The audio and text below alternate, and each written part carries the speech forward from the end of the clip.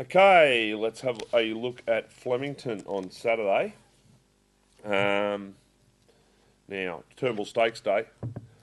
Track was a dead 4 late on Wednesday. The rail is out 9 metres. I hate this meeting from a betting point of view because it can be a trap day that can throw up some dodgy results and just a rail out so far. And anyway, there's nine winners there, and we've got to try and find them. I got no opinion of the first or 2-year-olds because quite a few of these, a few of them have trialled actually. It's interesting, about 6 of them have been at the trials, but there's still 4 that haven't. So just watch and learn. Money's usually best guide. Money's usually a pretty good guide, exactly. Fast and Rocking, the David Hayes horse, is $31 to $17. It's had a bit of support. And also down towards the bottom, the Tony McAvoy horse, My Little Friend, $4.20 into 4. So I wouldn't be surprised if you money for that Moody horse as well. Quest for Peace. Okay. Quest for Peace. Which one? Here? Oh, that's so we've got 2 Quest for Peace. Quest, is it Quest for Peace, the OTI horse coming up for the Melbourne Cup? I'm pretty sure it's had a change of name. They've added a Quest for Peace or have they? My Quest or something. King Mufasa and It's a Done Deal and all these. All right, you got an opinion on race 2, mate? Mate, I do. Priority UCI Road. Stakes. Yeah, UCI Stakes. Look, Priority Road. I'm pretty sure this horse is straying to his damn side, which is the Zabeel Blood. Funny enough, OTI horse. Whenever the Zabeels get up and running as 2-year-olds, or the Zabeel Bloodline gets up and running as a 2-year-old, I'm always keep an eye on them because they usually turn out to be pretty good 3-year-olds. And this thing resumed. Look, it was only a Kilmore maiden. It was a nice win though. I watched the race. It was a nice win. It was $1.50 into $1.45, so it was obviously there to win. And mate, here it is in this race. I wouldn't be surprised. He gets a perfect run from Barrier 7, and Michael Rodd rides Flemington as good as any jockey. Well, I got a theory down there at the moment, and I've had it for a couple of weeks, and every form line seems to agree with it at the moment. Yeah. That the Victorian horses are just no good this year, compared to the horses coming out of Sydney races. Yeah. I think it was again proven when Miss Marks went down there and took on the boys last week, sat 3 deep and bolted in. Yep. Moment of change. You know, he won the Show County, but then he had every chance in the tramway. He was well beaten. Well, he went down there and just towed him up in the Group 1. For that reason, Tatra's the one here. You know, he's got solid stakes form in Sydney around Albret, Toy Dooney, Proverb Honioris, not that exciting, but Proverb went a lot better that day than what he's gone since.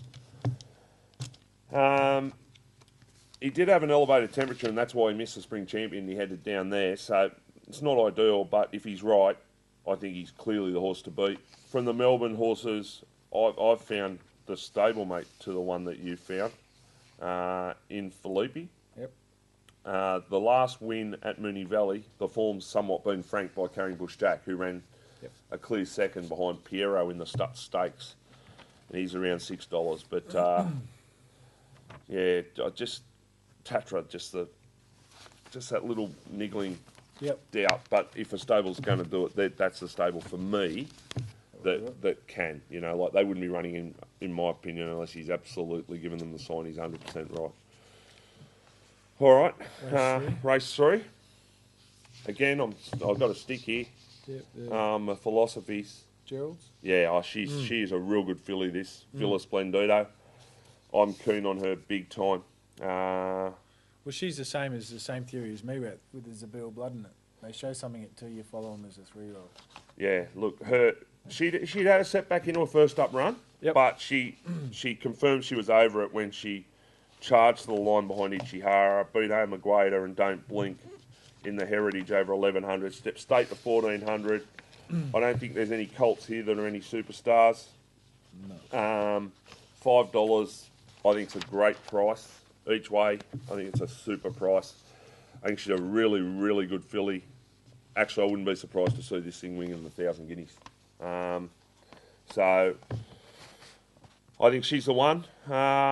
Limes is an interesting runner. He probably hasn't done what he sort of half promised he'd do their early doors since, but maybe going to Melbourne and maybe going the Melbourne way again might just wake him up and turn him into a racehorse.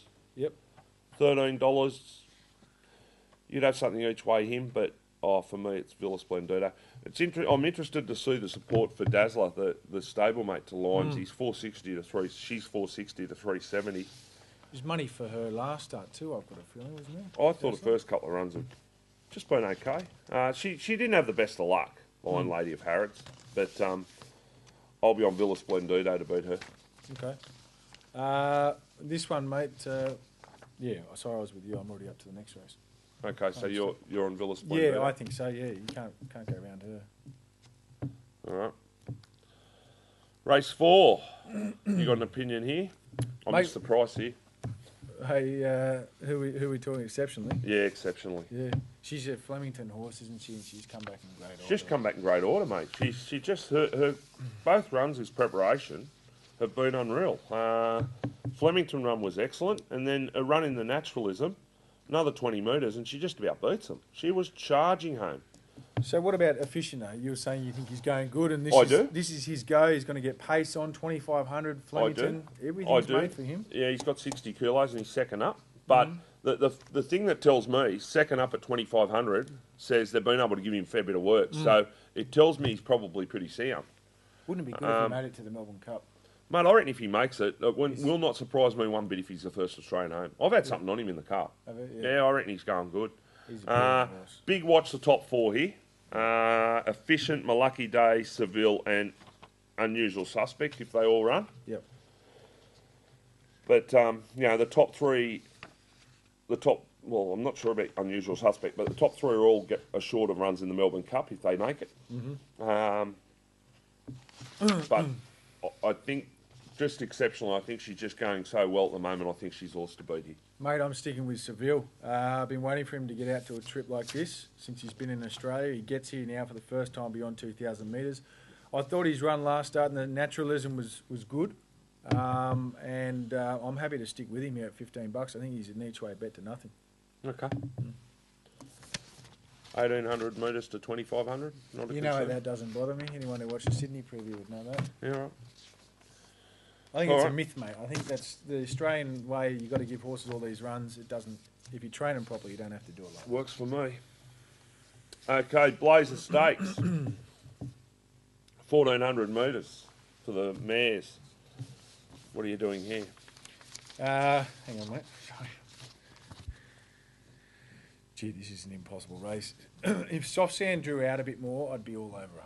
She was an absolute certainty beaten, and there was a few people that would have been on her that day because she was crunched in the market. But barrier 1, in such a big field, like he's going to need luck at the right time. I don't want to bet on anything to beat her, but I just don't know if I want to be taking. What are they giving? $3.30. Yeah, that's my thoughts on it. I could have something each way raspberries at $13. One first up over this track and distance last campaign and convincingly. Just going to need a bit of luck from the alley, from barrier 12 to get in. Yep.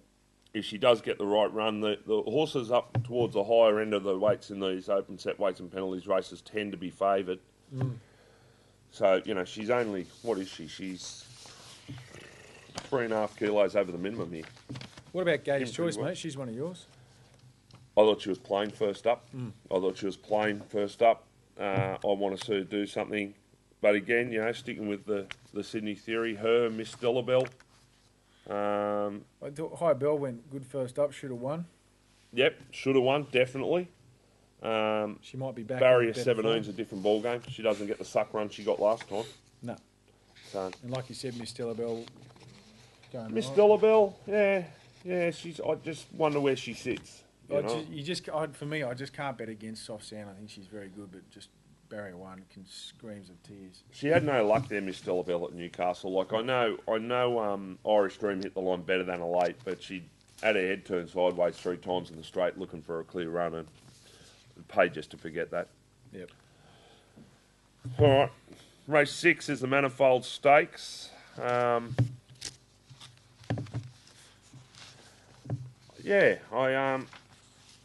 I've got no real opinion of this race. I tell you what, I'm potting Commanding Jewel. One thing I will say, I'll be surprised if the 1,000 guineas winner comes from this race.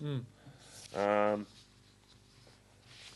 just found it interesting that Snowden Stables sent Cameo down there to run in this. She's had 3 runs this campaign.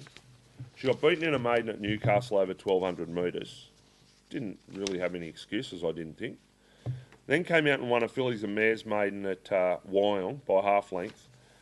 Then, which it's never easy, stepping out of maiden into Class 1, she just got home. There's no superstars out of those 2 races, from my opinion, and she's not out of the market. She's $17 here. It's a bit of a light race. Does that say the stable doesn't have much of an opinion of the 3-year-old fillies? I don't know. Maybe she's an Oaks filly, and that's why they're getting her down there. She's a Shamadal. But, yeah, just found it interesting. Her form doesn't suggest to me that she's up to winning a Group 2, but then again, I'll be interested to see how she goes. I think it's one of the weaker Edward Manifolds we've seen for a while. Okay.